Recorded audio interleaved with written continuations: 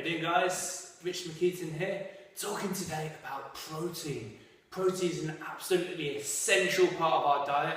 I'm going to talk today about why that is, a little bit of information that I think people should know in order to improve their life with protein, and some cool take-home things that you can apply straight after watching this video.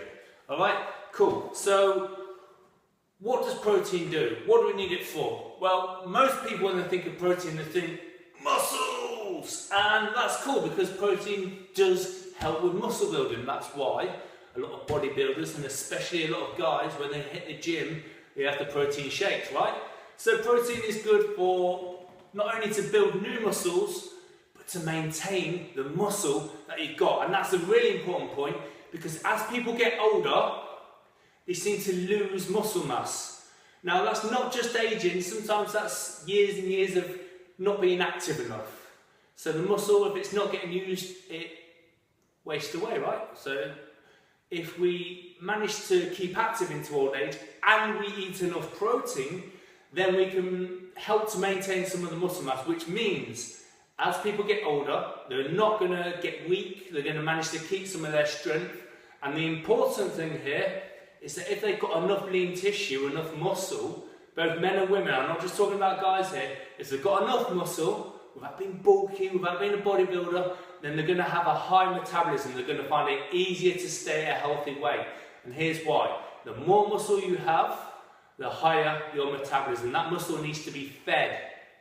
And it needs to be fed with protein! Alright, now this doesn't mean I want to eat 20 chicken breasts today. We're going to talk about more of the sources of where we get it from soon. But what's important to know for now is that we need a bit of protein in our diet. We don't need to go overboard, we don't need to kick the arse out of it. We just need a decent amount of protein in our diet. It's important for health reasons to be able to age well, to keep our strength, to keep our metabolism high. It's also important for our hair, although I should probably have more because I'm losing it. Probably nothing to do with protein. Our nails, eyes, bones. Protein has a lot of really important roles to play in the body. Okay? Now, other things to bear in mind with protein, it doesn't just help to keep metabolism high by keeping your muscle tissue. Protein has 4 calories per gram. Okay?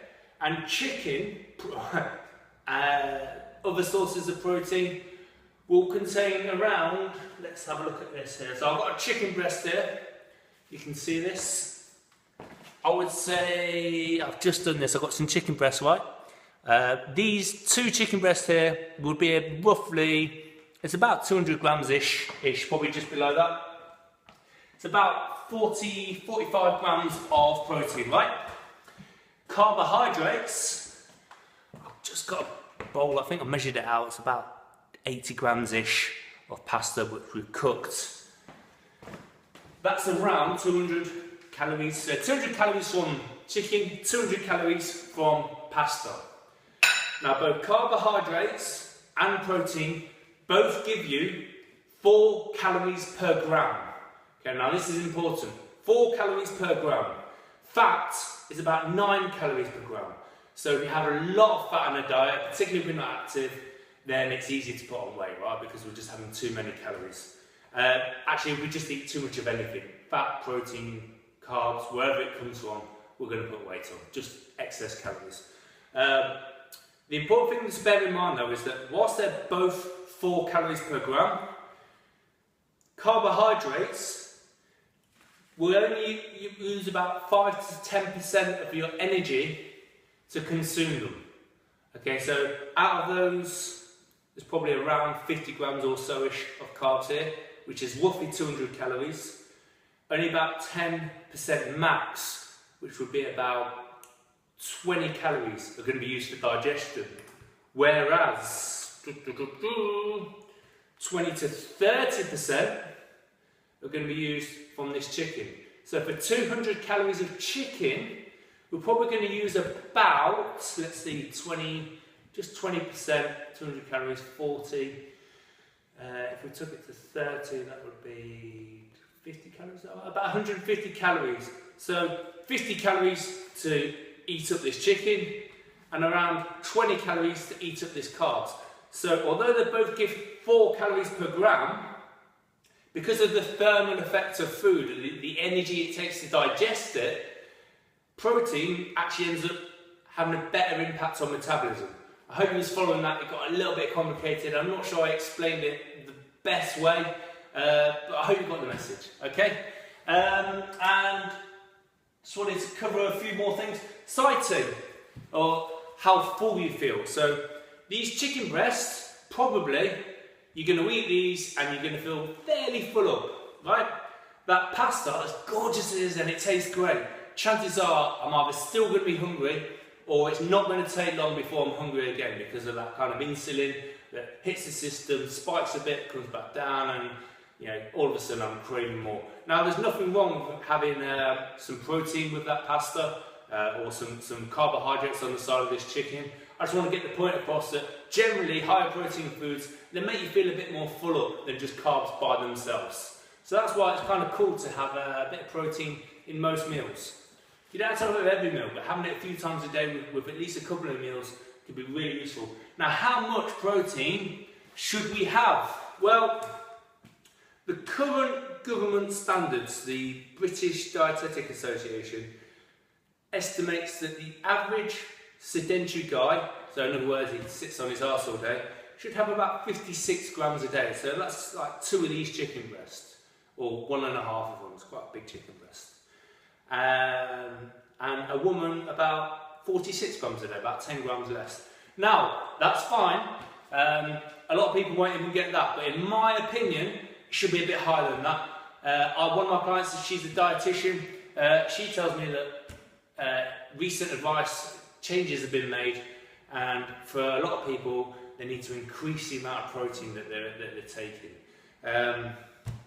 So in my opinion, for me, if I'm lifting a lot of weights, training often, and I'm a big guy, which means I need more calories, I might have somewhere up to 200 grams of protein, which is a lot. It's a lot more than most people have. I think for the average person, around 100, around 150. I won't get too caught up on the numbers. I'll just consume adequate amounts of decent sources of protein. So let's talk about those decent sources of protein. So you've probably gathered by now that some of the best sources are from meat. So we've got meat here, we've got some chicken, I've got some fish. So it does matter where your protein comes from. For example, okay, so I've got some dark meat here, but we've got the fat trimmed. It's some fat trimmed bacon. Now, that's fine. I'm probably not going to have too much of that a week, but that's going to help me cut the calories and still get some lean, decent sources of protein. Other sources, so we've got things like eggs. You can see I've got an egg here. We've got dairy. So we've got low fat things like cottage cheese. We've got higher fat things such as halloumi. This tastes really, really gorgeous if you grill it. I love it. Personally, I would have some avocado or something with grilled halloumi. Fantastic breakfast to get me going in the morning. Also things like milk, yogurts. Don't know why I just held up the yogurt and said milk. Dairy produce is another really good source of protein.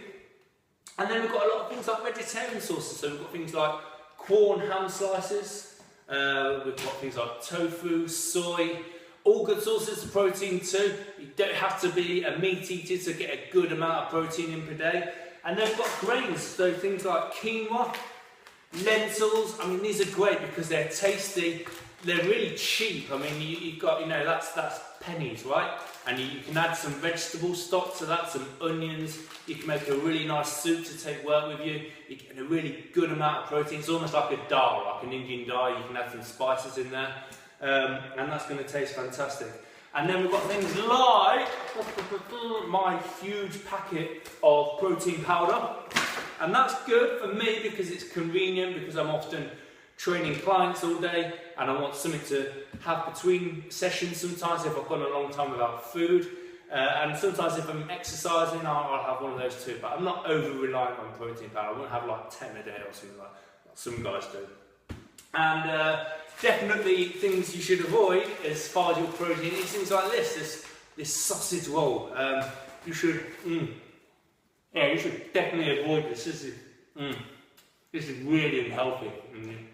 I mean, it tastes great, but Yeah, it's got saturated fats, lots of sugars.